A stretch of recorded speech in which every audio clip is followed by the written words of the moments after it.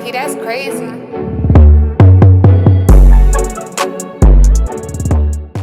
Good morning, everybody. It's your boy Rocky with Cajun Chronic. In this video, I'm going to teach you guys how to get your hemp producer license or cannabis cultivation license here in the state of Texas. Now, before we get started, please do me a huge favor, like, subscribe, and drop a comment for me, as well as follow me on all my platforms with the Linktree link in the bio and in my YouTube bio as well. Now, I do want to get straight into it, but before we dive in, I do want to say you have to do your due diligence on everything that I'm telling you guys. I'm just teaching you guys how to get the hemp producer license, but what comes with that is also staying on top of regulations. You know, you have to get your lot crop permit, your lab test results, and you know, the whole nine. So I'm only teaching you one part of it, and if you got any more questions, feel free to reach out and I could teach you guys the rest. I will also do a part 2 on just being compliant and staying on top of regulations. So stay tuned. Appreciate you guys, and let's get straight into it.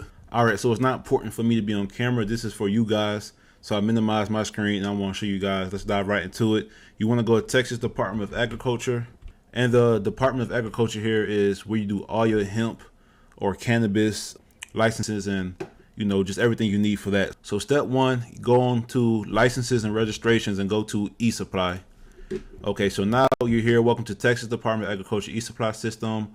You guys can read the rest. There's going to be a fee at the bottom of it when you get done filling out your license. So here are all your licenses right here. You got your ag pesticide, Go Texas, hemp licenses, facility location. You got everything you need, you know, as far as hemp and things that evolve around hemp. So what license we're looking for is the producer license application. And this is going to be for growing hemp specifically, not for selling it, not for processing it, not for transporting it, specifically for growing it. So that's why I say do your due diligence. You have your handler license, you got your processor license, sample, transport, manifest. I'll talk about manifest later, but you got all these different licenses. So you want to make sure you know specifically what you want to do and what license to get. So we're going to go ahead and click on producer license application. Okay, so you got all these questions, and I could just walk you guys through it, figure out. I'm not going to just say this is how you do it and leave you guys hanging. I'm going to go in depth on it and, you know, basically how to get it.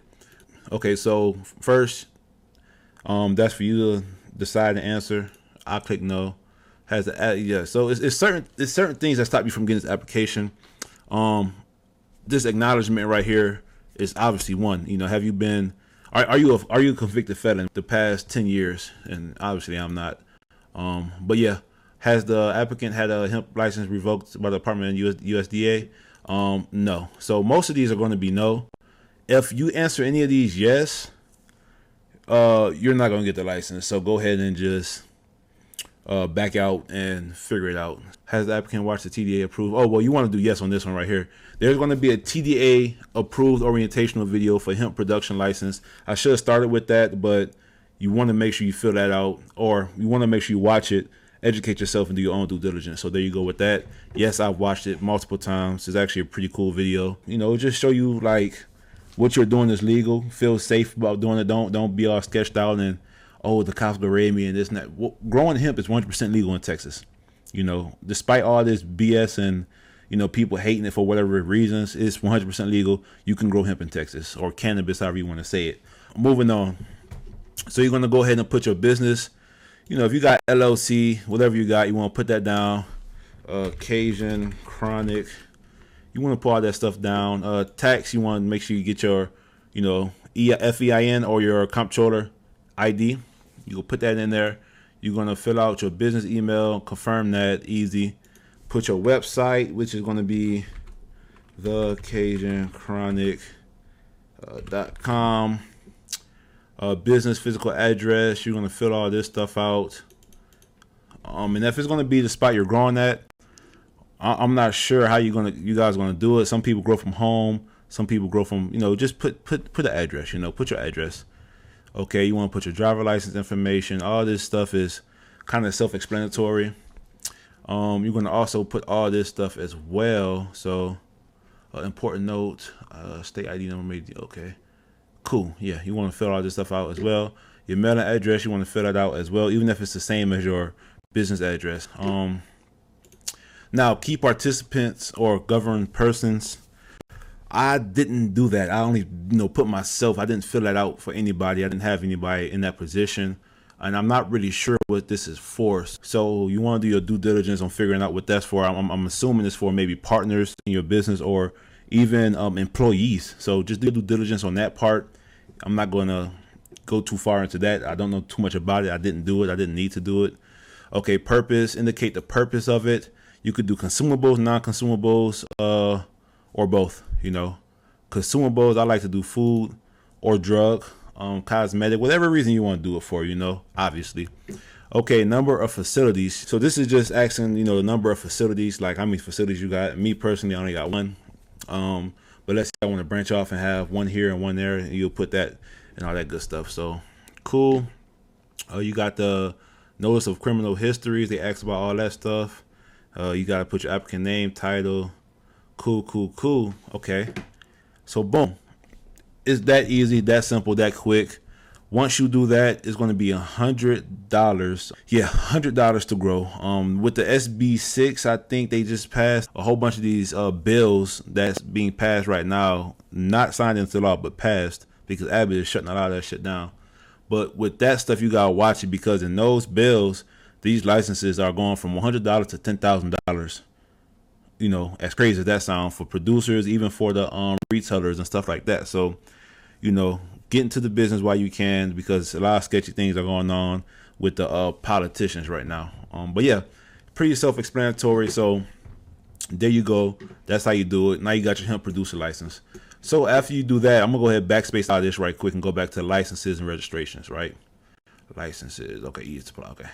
So after you get your producer license, right, you have to be compliant. You have to, be on top of regulations and the things that are set for the hemp producer. So one of those things is, whenever you plant, you have to get a permit for those plants. So you got a lot crop permit right here. So you're going to fill out a lot crop permit for every time you plant a new harvest. You also have to go to USDA and find a rep in your area who works for USDA in your county, and you also have to basically get a USDA lot crop permit as well. So yeah, it's a few things you gotta do. It's not just getting this $100 license and I'm gonna start growing. No, you get your ass in trouble. So it's a lot of other shit you have to do. Everybody who think we just out here growing and this is a wild west, no, it's not that. So lot crop permit application, pretty much self-explanatory. It's kind of the same thing as the last one. You just telling your information, verification. Now, okay, I was about to say, now it says $0 though. I didn't read it. Okay, it's $100. I was about to say, I pay fucking $100 every time. So it's a fee as well, $100 right here for that. So you gotta think before, everybody say it's sweet, it's $100 for your producer license and this and that to grow. Well, you got your lot crop permit. Now you gotta get your product tested. This is like a whole bunch of fees that you had to do. So I say whole in and out anywhere from $500 to $1,000, and this renews annually as far as your hemp producer license. So $100 a year ain't bad, but you have to do this every time you plant. So that's $100 every time you plant, on top of fees or not fees, but testing. So testing will be a lot of money as well. You gotta get your plants tested, and that's gonna be $100, $200 plus. It's a lot to it, a lot of fees, a lot of money. You gotta get your lot crop permit. That's what comes next after hemp producer license. Cool. Okay, we're gonna go back. You have to get your plants tested before harvesting. You can't harvest without getting the plants tested. You have to know if they're hot or not. You have to know if they got too much THCA or not. And that's the beauty of regulations in our industry. Like, people say, oh, when you growing real weed or this and that. It's okay. That's the point of getting the plants tested. That's the point of having regulations.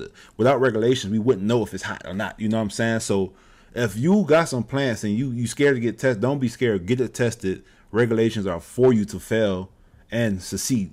So you want to get it tested to see if your plants are hot or not. And if they are hot, you're gonna have to take it up with TDA, DSHS, I believe, and throw them away. Do something with them. You have to show proof. Now, if they're not hot, which, they shouldn't be hot, there's going to be, actually, let me show you this right now.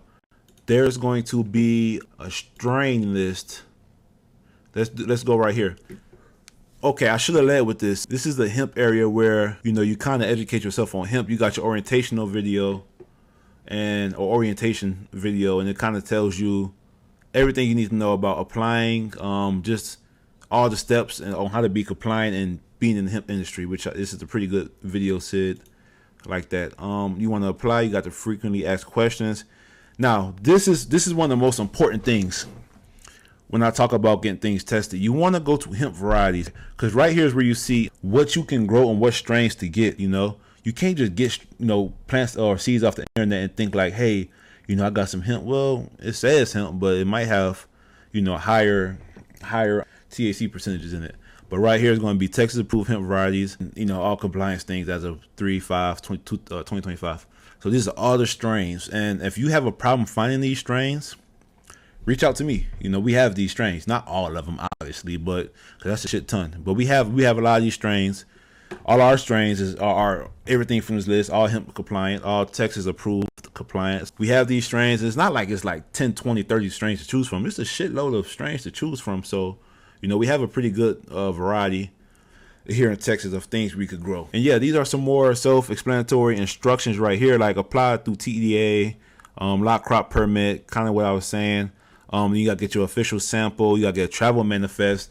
Basically, you getting your sample and bringing it to the lab. You have to get a manifest for that. You can't just bring that shit or ship it there. You have to get manifest, because if the cops, kind of seize your package or stop what you're doing, you have to have proof of you're a hemp grower here in Texas. Get your manifest, file a lot crop, disposal report, if you need to dispose of it, if you fail, if it's hot. So, man, a lot of people say the hemp industry in Texas isn't regulated, but it's regulated. It's pretty regulated, a lot of people say that shit just on the outside looking in, but it's pretty regulated. So yeah, I think I pretty much touched up on a lot of things. I told you guys I wanted this video to be quick, get straight to the point. So here you go. But if you're in Texas, you need any help, I might not get back to you that quick, but I'll reply as much as I can. Email me, text me on Instagram. It's a whole bunch of ways to get to me. Reply to this video, ask a question. It's all type of ways to get to me. But, the goal is to kind of educate people and get more people growing here in Texas. Yeah, we're going to wrap that up. Thank you, guys. Like, subscribe, drop a comment. I'm going to try to drop a part 2 on this, or even just break down the different licenses here in Texas, because there's lab licenses, there's processor licenses. You don't have to just cultivate hemp. There's also the retail license for you to sell this, so it's still will be some more videos where I kind of explain to you guys, what you have to do, to stay compliant. Also, before we conclude, I want to note that this isn't like a California, Oregon, or Washington or whatever, another cannabis license in another state. It's not like you have tiers or you get a license to grow this much. With hemp, you could grow as much as you want with that license. As long as you report all your crops, you could grow as much as you want. It's not like this license is for a home grower, a tent grower, a commercial grower. It's the same license for everybody. So that's what's dope about the hemp industry. Appreciate you guys. We out.